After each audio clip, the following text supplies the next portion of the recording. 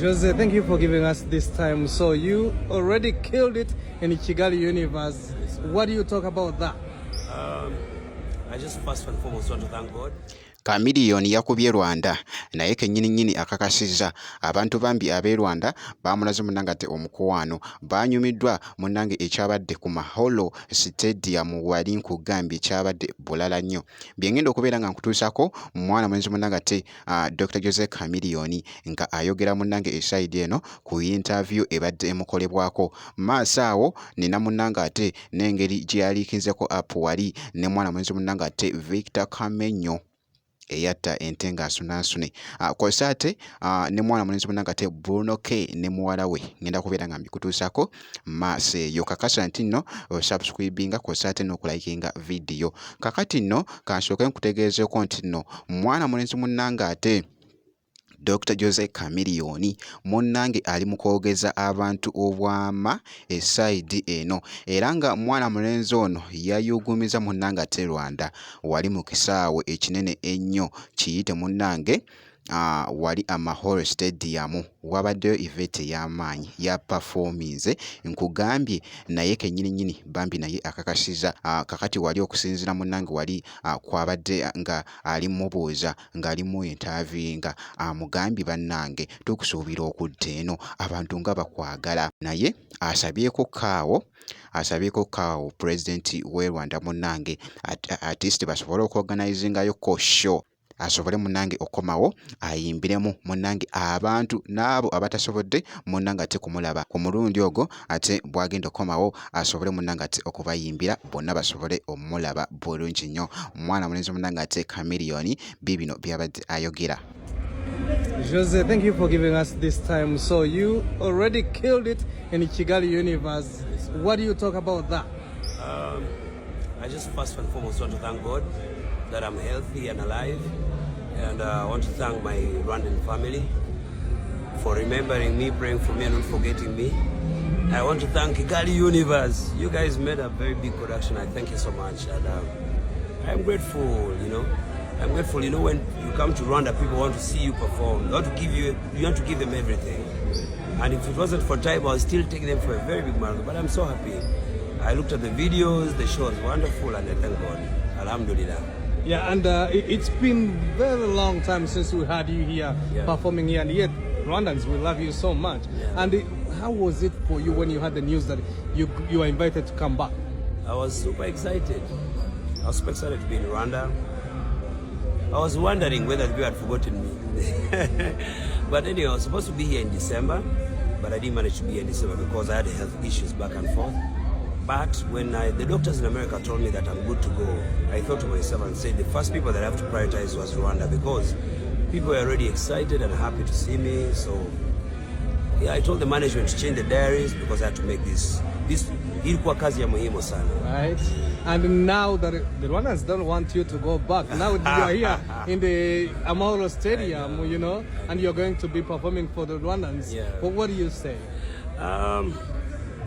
Rwanda is a beautiful place, a very beautiful place. Beautiful people, beautiful country. Even me, when I come here, sometimes I feel like I want to stay a little bit longer. But I have to go. I have to go because I have to go and work home. I have to do other responsibilities. Kenya is waiting. Other countries are waiting. But particularly today, I'm also very grateful to be here for APRFC. Right. The Trophy Giants. Right. When they contacted me and told me they wanted me to be in Amahoro today, I was like, why not?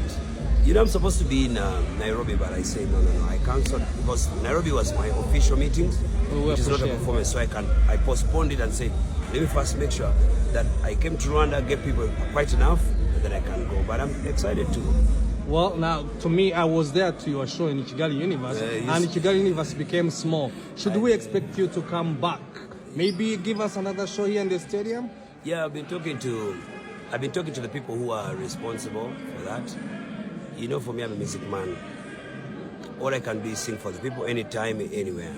So, but I know these people, these offices that are trying to organize for community to come back. They were talking about the arena or Amahoro or something, because you must know that Chameleone is for everybody. Right. I sing for the bosses, I sing for the middle people, I sing for the low people. Now, all the times I'm coming to Rwanda, I'm coming to perform for the VIP. Now I want to see my VIP. I want to see people from Kachiro. I want to see people from Nyamirambo. I want to see people from Sanze. So, and I told them that I want it to be arranged professionally. And Banyarwanda bose, I'm coming back another time. For you, my people. For everybody. And I don't want them to make it so expensive. Right. I want people to enjoy. If maybe the government can organize that, I can give Rwanda a free show for my people.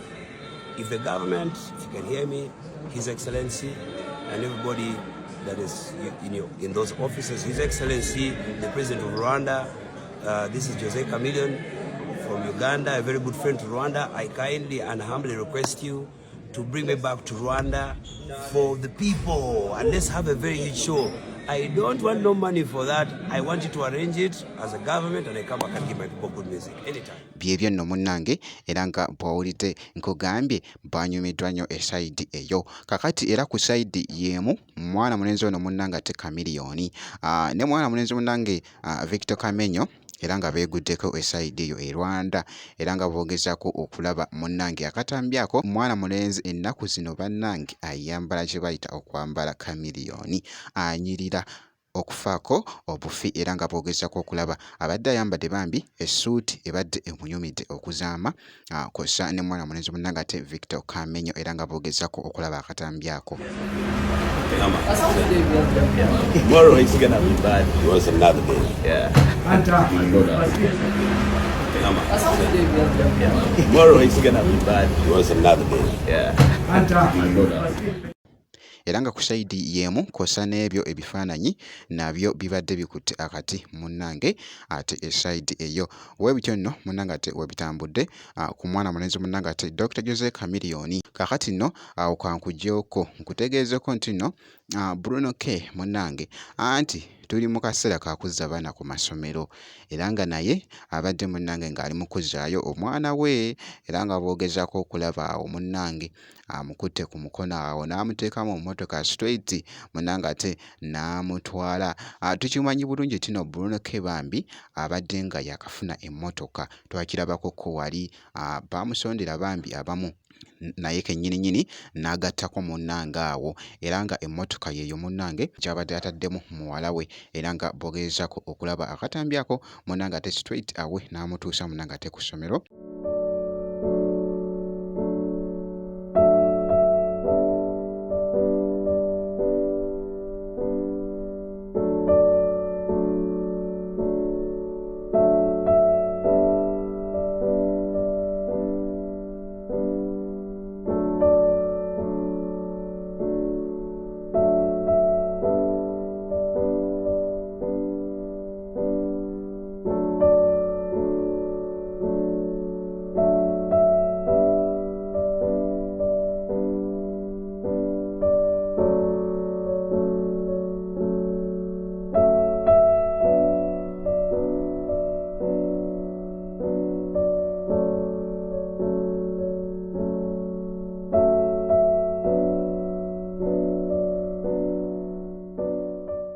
Akatambi kano kabadde kakutte bambi akati engeri munnange ate Bruno K gy'abaddemuko ne muwala we era nga boogezaako okukalaba esayidi eyo.